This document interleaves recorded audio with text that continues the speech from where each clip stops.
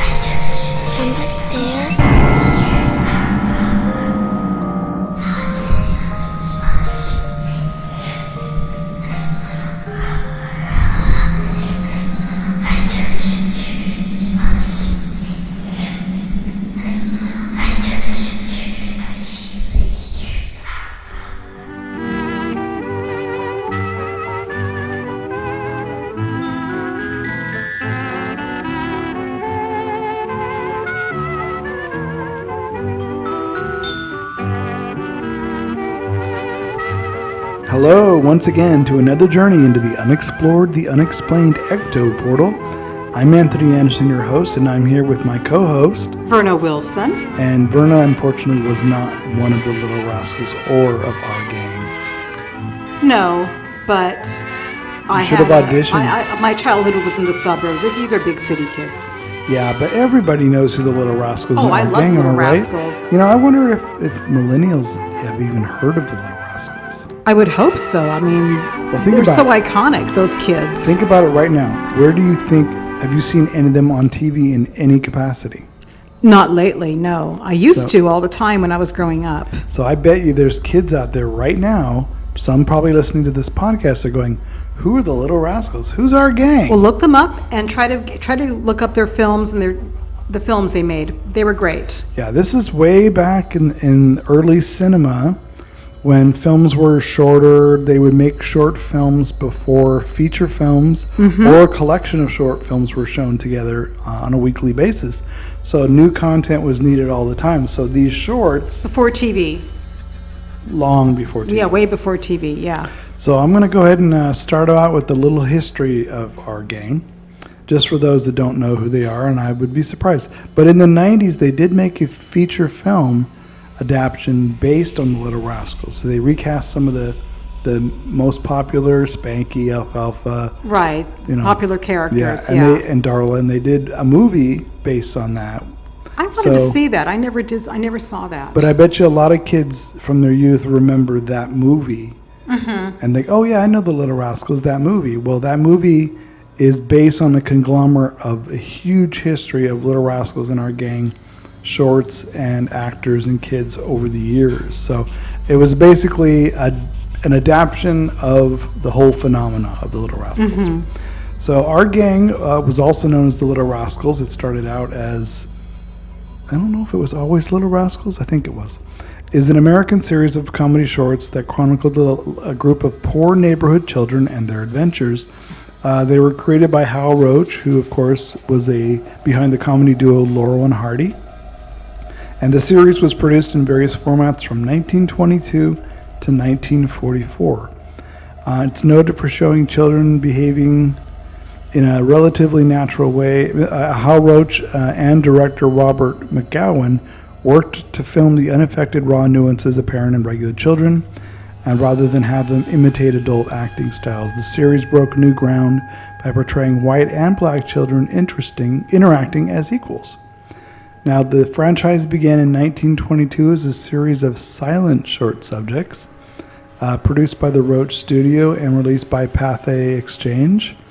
Roach changed distributors from Path to Metro-Goldwyn-Mayer in 1927, and the series entered its most popular period after converting to sound in 1929.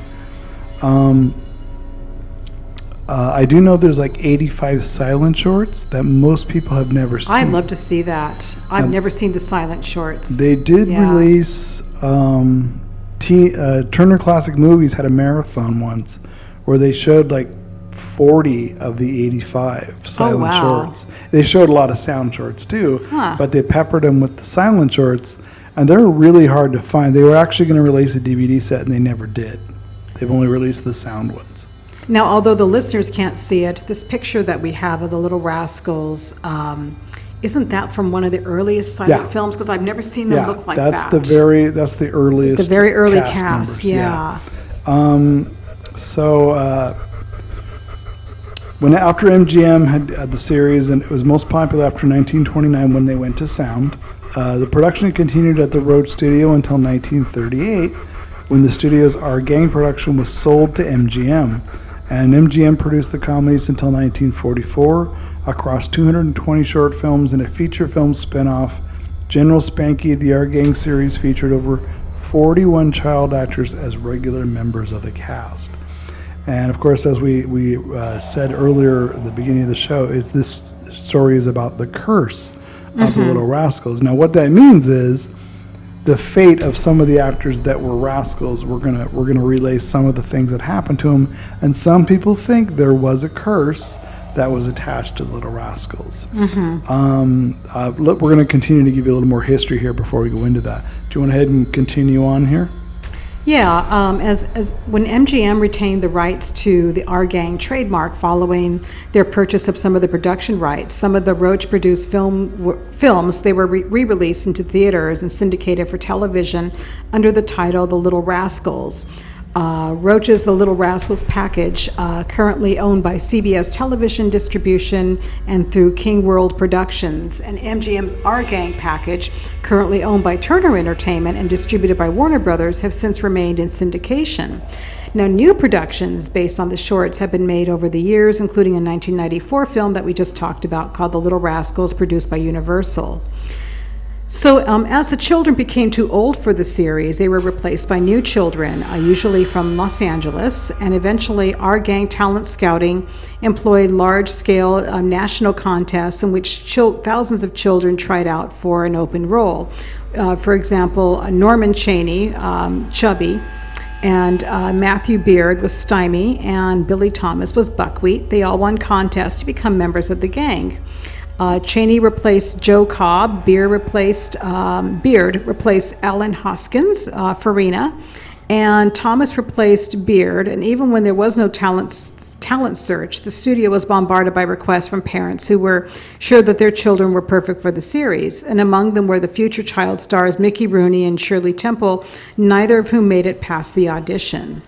So, and interesting about this, about the Little Rascals and Our Gang, I think that they actually started out in New York and then they moved to Los Angeles, didn't they? No, Hal Roach started in New York. Oh, he started in New York. In Okay, fact, all right. That's he what I thought. inherited a family inheritance and bought a studio called Hal Roach Studios in New York. 'Cause Okay. remember that time, Yeah. Chaplin and Roach and others Right, were making right. short films in Brooklyn. Okay, I thought Brooklyn was the Hollywood of the U.S. at that right. time. I thought New York was in there somewhere. I'm glad you explained That's it. why. And then he Right. decided, no, I'm moving to L.A. and I'm going to start there, and that's where he became more successful. Okay. Now we get into the part with the story about them being cursed. Okay, so with the plethora of youngsters that have come and gone through the years in these shorts, that makes quite a lot of people if you take a look at the bigger picture. 176 kids played in 221 Our Gang films between 1922 and 1944. Now, one can look at this from both angles. A curse is attached to those that played in the Rascals over time, or it's simply fate on how each of them had died. Now, we're going to take a look at the fate of the Rascals to look at the differences. And you, of course, can be the decision maker. If you think the Little Rascals died of a curse, and there it is a curse that exists, or whether you think it's all, people die and people die in different ways, and it's never going to be, never going to be happy and an easy way to die. Dying's dying. So I'm going to start off here. Carla Alfalfa Switzer, Oh yeah. one of the more famous Little Rascals. He died at 31 years old. Now, like so many child actors, Switzer had a tough time in Hollywood after his tenure at the Little Rascals had ended. He'd have small parts in big films like It's a Wonderful Life and television shows such as Roy Rogers' Show, but he was forced to take odd jobs between acting roles to support himself. Now, Switzer was shot and killed fighting with a man over $50. Considerably more money in 1959, but not a fortune by any means. The man was ruled to have acted in self-defense when witnesses came forward saying Switzer had threatened him with a knife. The ruling would become the subject of much controversy. I've actually read about him before, and he was actually kind of a troubled guy when he got older. Well, I would imagine for all of these kids that this is kind of what plagued a lot of Hollywood kids later is once you're older and you're no longer the cute kid that made you famous, they threw you to the wayside and they recast you. So once these kids have been cast aside, no one's going to hire you because, oh yeah, you're the cute little rascal, but no, we're not looking for that. Oh, but I want to do other acting parts. Oh, well, no, you were only good as the rascal, so we don't really need that. So these kids are desperate. They've known nothing. Jobs, yeah. You know, they think, oh, I was the cat's meow. Everybody knew who I was, but then it's like nobody wants them anymore. So, I remember Alfalfa singing. Oh my God. yeah, yes. Let's play a little of that right now. Just an echo, yoo-hoo, in the valley, yoo-hoo, when it brings back sweet memories of you. There you go. How would you like that serenading to you every day? Good? A little bit out of tune, but that's funny. Imagine if you were Miss Crabtree. You heard that all the It's cute time. for a while, but... For a while. For exactly. a while, yeah, okay. Do you want to tell them about Stymie? Stymie, yeah. After Our Gang ended, Stymie grappled with the law on multiple occasions. The young actor played a cunning young con artist on the Little Rascals, always quick with a clever scheme to get the gang out or into trouble. And after his time with Our Gang ended, Matthew Beard found work as an actor, landing minor roles in a few films and television shows alongside stars like Bette Davis and Henry Fonda. But street life would grab a hold of him, and the actor wound up spending his early adulthood in and out of jail. He eventually beat his demons and returned to acting, and frequently he'd travel and give lecture to kids about the importance of staying on the straight and narrow. He died from complications following a stroke in 1981 at 56 years old, and he was buried wearing his trademark derby hat. There you go. Yeah. That's kind of sad, but at least he beat sad. it. At least he tried. Yeah. Now, earlier ones, besides Cobb, now, this Chubby was in there towards... There was another character that was like Chubby before that, and that was the guy named Cobb who played him. Once that character died and they moved to sound, this is where Chubby came in, Norman Chaney. Now, Chubby appeared in several films from the Our Gang series between 1929 and 1931. So it was at the beginning of the transition of silent to sound. Known for his big personality as much as his big body, Chaney quickly became a favorite. Chaney and his family decided he would not pursue an acting career after leaving the show. He returned to Baltimore, where he attended public school and excelled at studies. Unfortunately, Chubby's weight was a serious health issue, the result of a glandular problem. Chaney's weight continued to increase. Before surgery, he weighed 300 pounds while standing only 4 feet 7 inches tall. The surgery caused him to lose 160 pounds, but sadly he died shortly after. He was only 21 years old. That's really sad. It's I very think sad. they can do more about glandular problems now, aren't Yeah. there? Isn't there medication? Yeah. But back then there Yep. wasn't a whole lot they could do. No, now they have pills and things to control the levels. Yeah. Now the next one is about, everybody remembers Petey. Petey. The dog. Oh, he was so cute. With that little circle around his eye. Oh, I love Petey, yeah. And it was the first dog to play Petey died after allegedly being poisoned by an unknown perpetuator in 1930, which is so sad. The first Petey's real name was Powell, and he'd appeared in several films before Our Gang. The cast of kids was devastated by the news of their beloved dog's untimely passing. Powell's son, Lucine, Peter or Petey, wound up replacing him on the show, and you can easily spot the difference between the pit bulls. Powell has a circle drawn around his right eye, while Petey has a circle drawn around his left. Interesting. Yeah, that is interesting.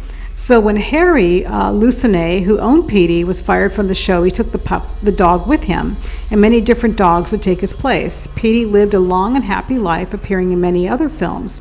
Both Petey and Pal were the second highest paid actors on the show, pulling in $125 per week. That's a lot back That's then. a lot for a dog.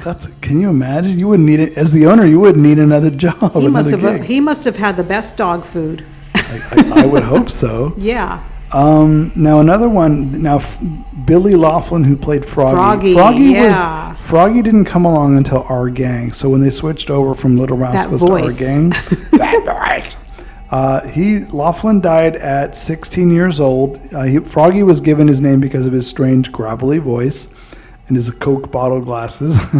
Many said resembled a frog's croak. His voice was so distinct that people were convinced it was overdubbed by another actor. But Froggy's voice was completely natural. After production of Our Gang ceased in 1944, Laughlin would go on to appear in the film Johnny Doesn't Live Here Anymore, before retiring from the entertainment business altogether. Now, while delivering newspapers on a motor scooter, the young teen was struck and killed by a speeding truck. His parents had gifted him the scooter just 2 weeks before the accident. Oh, Yep. that's And sad. he was actually, that character was a very popular character. I thought he was kind of cute, Froggy. with his glasses and Yeah. that froggy voice. Yeah. Now, the next one's about, everybody remembers Buckwheat and Stymie with the hat and Chubby. And they joined the cast after winning contests in order to fill vacancies on the series. The producer held a national talent contest to find suitable actors, and several of Our Gang's most iconic characters came as a result. Chubby, Stymie, Buckwheat, and Farina all got their start on Our Gang by winning large talent-skilled scouting contests. The fact that the show featured almost all child actors made replacing cast members frequently a necessity as they quickly grew out of their role. Parents would constantly try to get their kids on the show, even when no talent contest was taking place, and sometimes the producers would give the kids a chance to audition. You know which one I remember? I remember when Buckwheat, when the monkey was on the show, and the monkey kept taking away his clothes, and he would say, "Give it back," and he kept trying to get his clothes back from the monkey. That was so cute. That's right. That monkey was around for a while.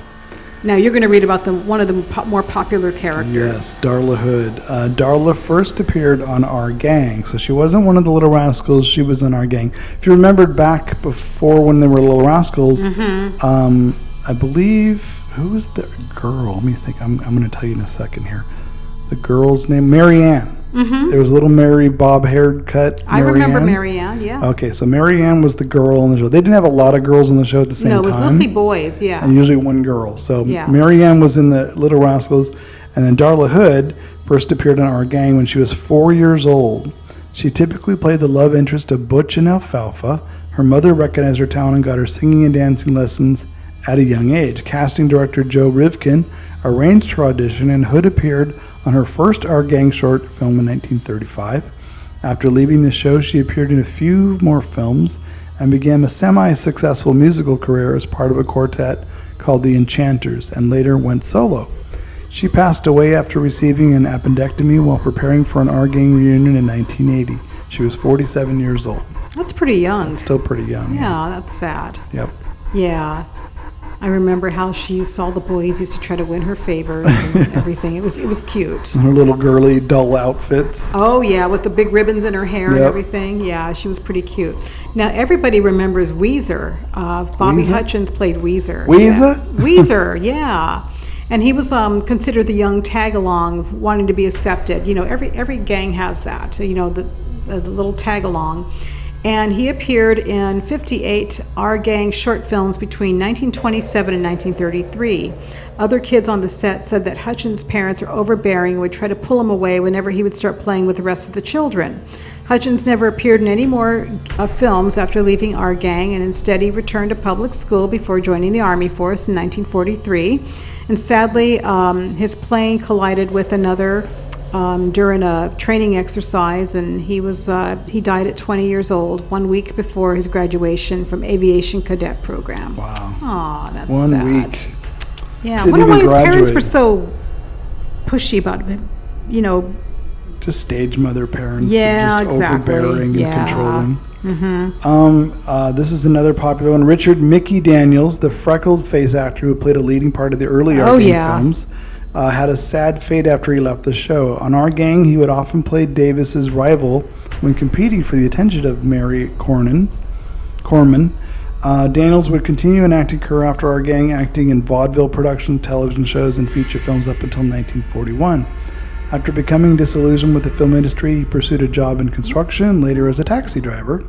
Suffering from a lifetime of alcoholism, he died tragically from cirrhosis of the liver in a rundown hotel in San Diego in 1970. He was 55 years old. Aw, that's sad. They did, all of them are dying Jeez. young, 47, 55, 52, 53. Yeah. That's so far, it's been a lot of them that way. Yeah. And now this guy here, Bobby Blake, he was charged with murder. Yeah, Robert Blake. Everyone remembers the Robert Blake murder recently. Yeah. Mickey Gabotzi, yes, whose stage name was Robert Blake, who used his real name in many of the original Our Gang films. He's still alive, and unlike so many of his peers, however, his story is not exactly a happy one. He appeared in 40 of Our Gang films after replacing Eugene Porky Lee, who grew up and aged out of the role. And Blake didn't really have a hard time finding roles after Our Gang. He appeared in dozens of shows and films, even in adulthood.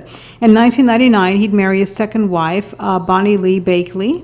And Bakley was said to have scanned multiple rich celebrities through various schemes. She was killed in Blake's car outside a restaurant, and Blake was charged with the murder, but they said he beat the rap, but his reputation was never recovered. He was plagued by financial hardships, and he filed for bankruptcy in 2006. Yeah, of course, everyone knows him from Beretta from the 70s, the cop show. Yeah. So and he with David Lynch. Robert movies Blake, there. yeah. That was an interesting story. Remember when that story I do hit? remember when that happened, and yeah. people still today wonder if he didn't kill his wife or knew who did kill his wife. It's a mystery still. And That he may have had her whacked. Is what people are and wondering. I think I saw a few of things that he was in later on, and yeah. You never know. The next one we have, of course, is probably the most, I would say he's the most popular yeah. of Little Rascals, is Spanky McFarland. Oh, yeah. But he might have escaped the curse. So if all those other ones that died young didn't escape the curse, Spanky might have. George Robert Phillips McFarland.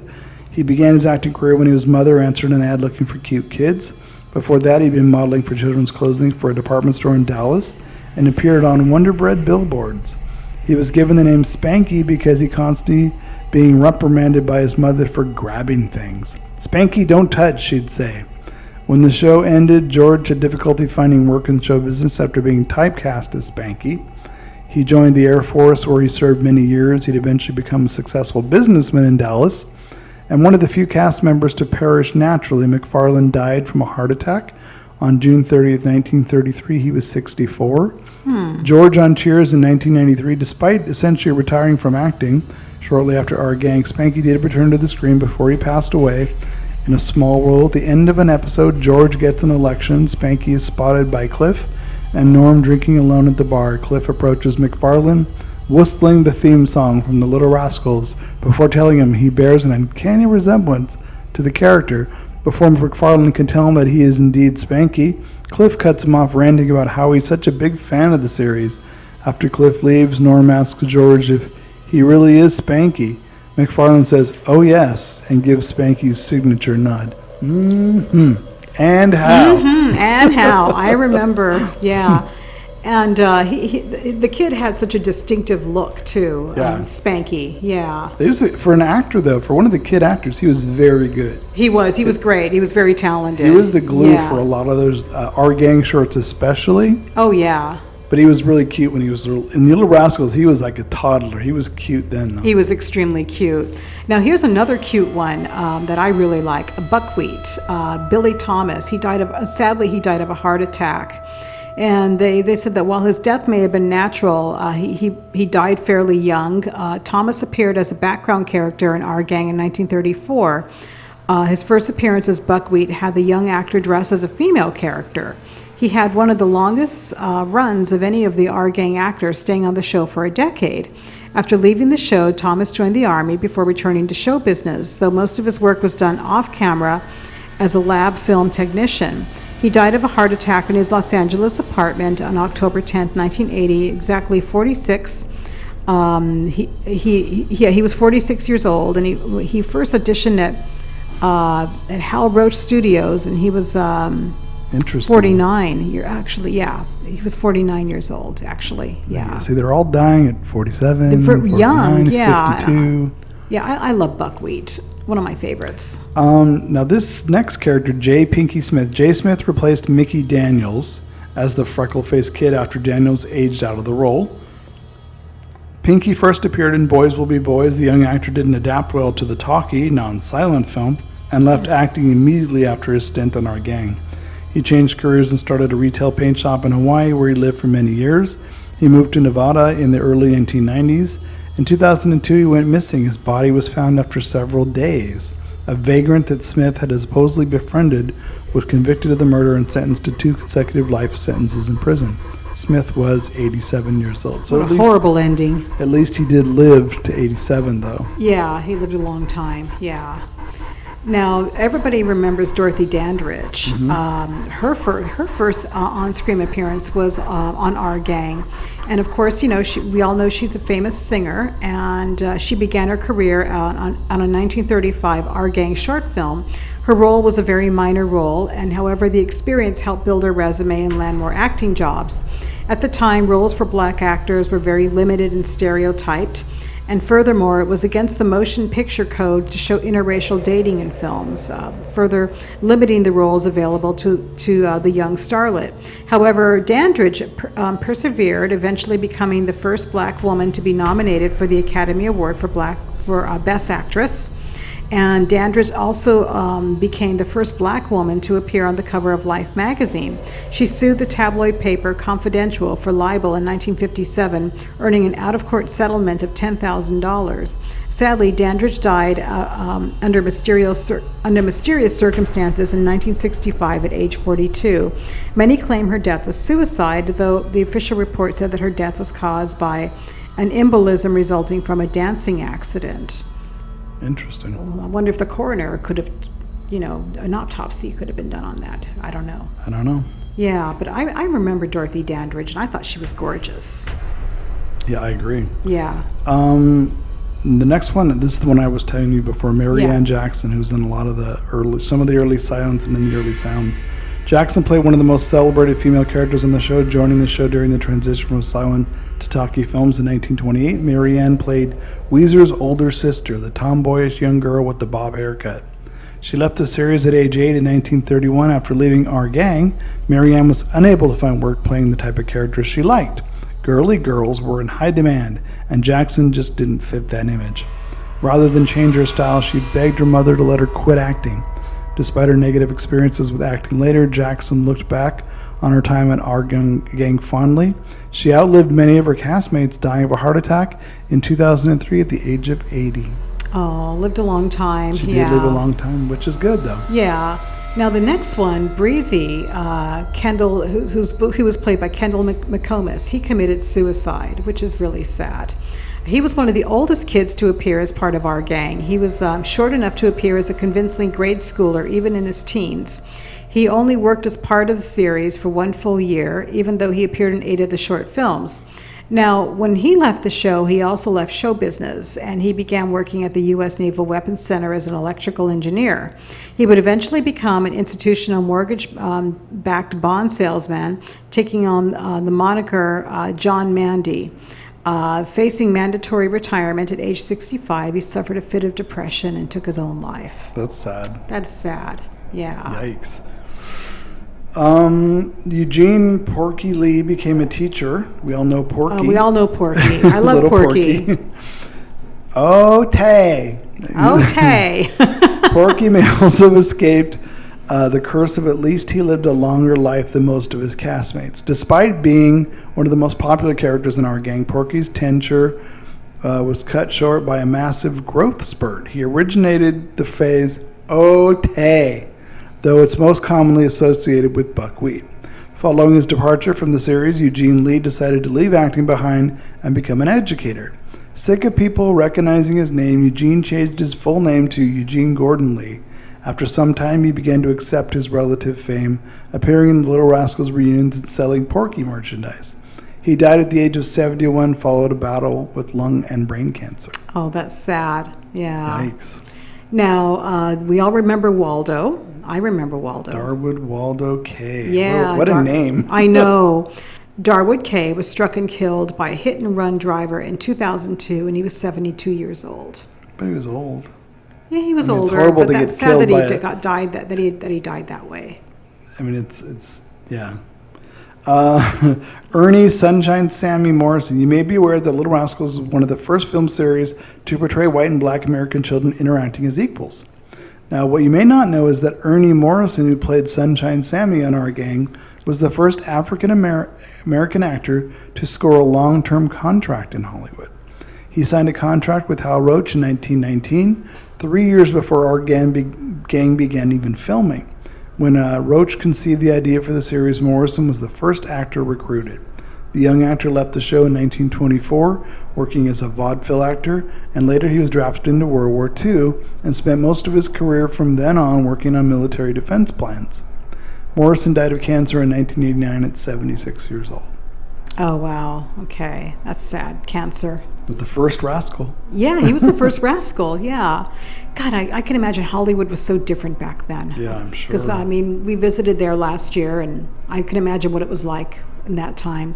Now, the next one's about Scotty Beckett, and he died under mysterious circumstances. He began his career in show business at only 3 years old, when a casting director just happened to hear him sing.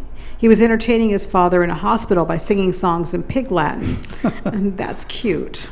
The nurses were so impressed that they carried him from room to room, brightening up the patients.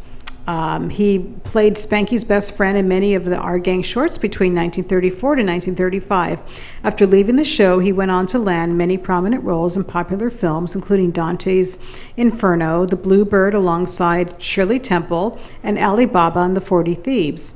He was fired from his co-starring role on Rocky Jones' Space Ranger when he was arrested for carrying a concealed weapon and writing a bad check. His downward spiral continued, and he eventually checked into a Los Angeles nursing home to seek treatment from a vicious beating that he suffered in 1968.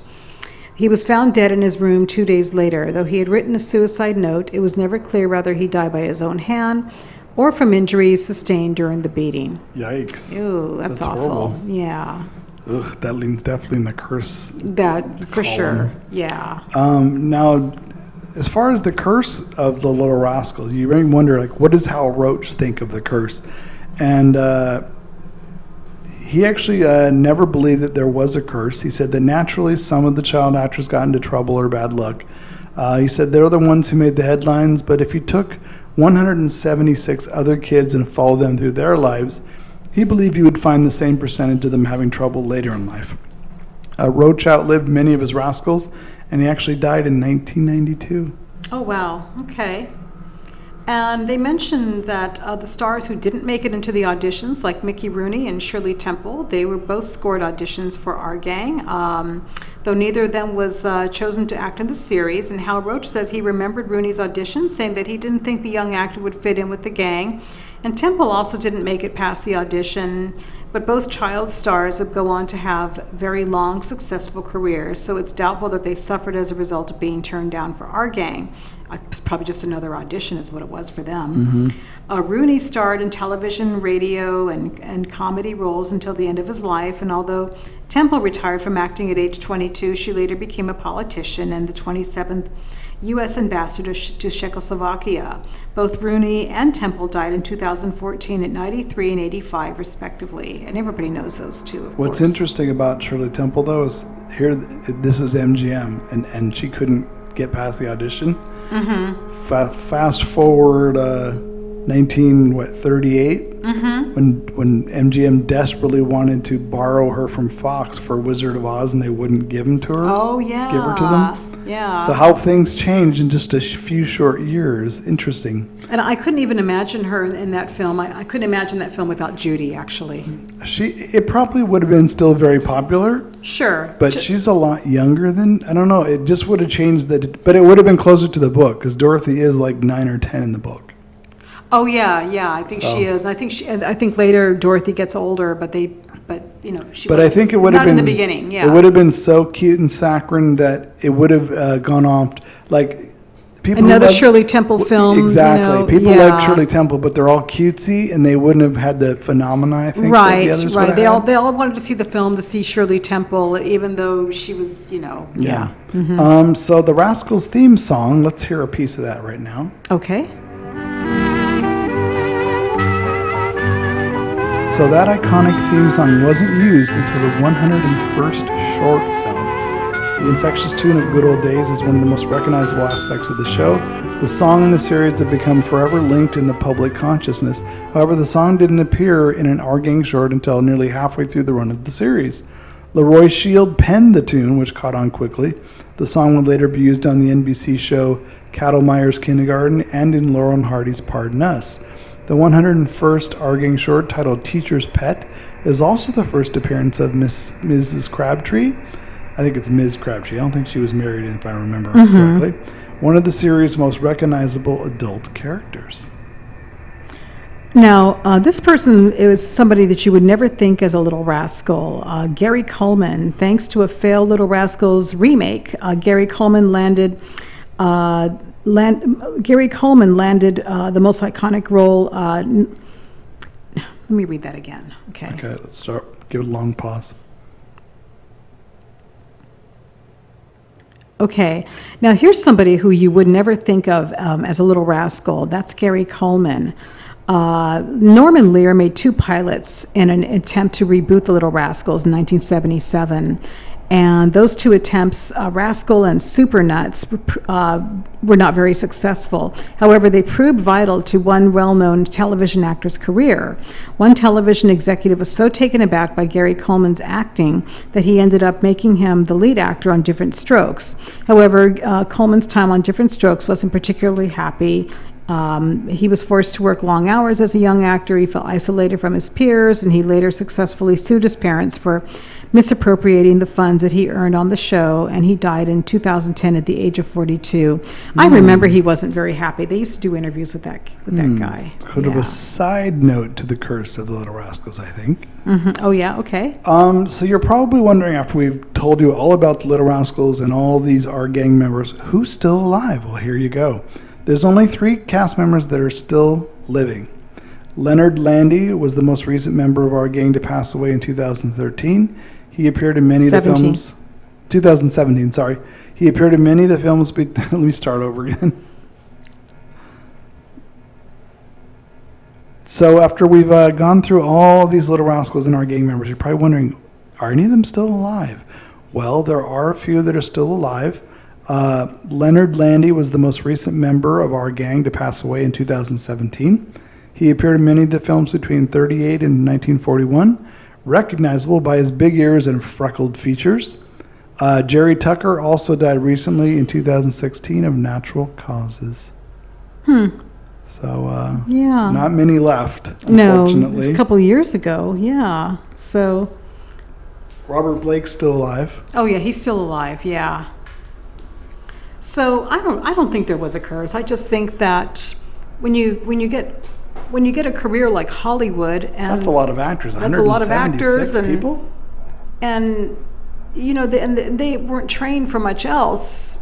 There's going to be things happening in their lives that Well, don't happen to. I would chalk it up to the child star problem. That's when what you're- I mean. When you're Yeah. that successful when you're that young and small, and suddenly oh, by the way, you're too big, you're fired, we got this other kid to replace you. They have to deal with the rejection, and they have to go out and say, can I still do this acting thing somewhere else? That's why it looks like most of them they're decided- typecast as well. Yes, and it looks like that's why most of these kids said, you know what, my career's over, Our Gang or Little Rascals is over, I'm not doing it Exactly, anymore. yeah. I mean, some of them did die tragically, like the fight with Alfalfa, Froggy being hit Yeah. on the scooter. I mean, the sad suicide stuff that some of them had. Yeah. But like Roach even said, if you took that many kids, not in Little Rascals, just in life, and saw what their fates were combined, would that mirror that in some way? Like, would some have gotten into Some trouble? of them were more tragic. Some of them were calmer. Some of them were. Yeah. I mean, I think you can pull a curse out of this because there's a lot of kids, but there's a lot of unfortunate things that happen to those kids. Yeah. But I don't know. You have to decide for yourself. Is there really a curse of the Little Rascals?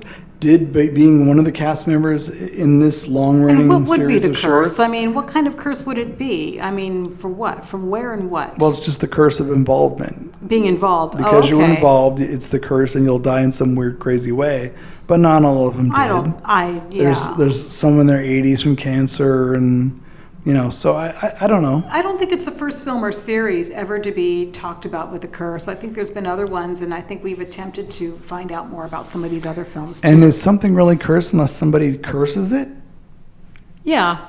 But then again, by people saying that, well, they must have been cursed, does that give power to the curse because people think there was a curse? Right. Does that give power? Yeah. Do you know what I mean? So I some do. people probably do think they are cursed, though, because of some of the incidents that happened. I don't know if I believe in that particularly, but there you go. It still exists, though. People do think there was a curse. A lot of people still think that way, yeah. Yep. All right, folks, there you go. Another different episode on Ecto Portal. Not haunting this week. I know it's shocking.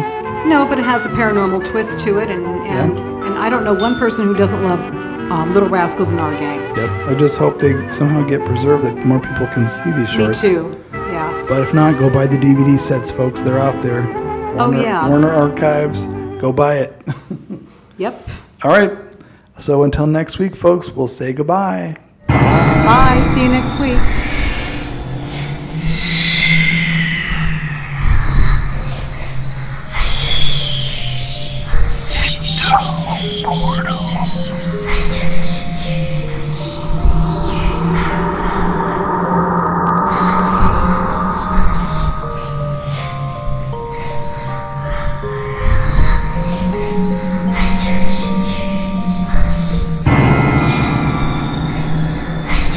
Royalty-free, copyright-free music by Kevin MacLeod and Ross Bugden.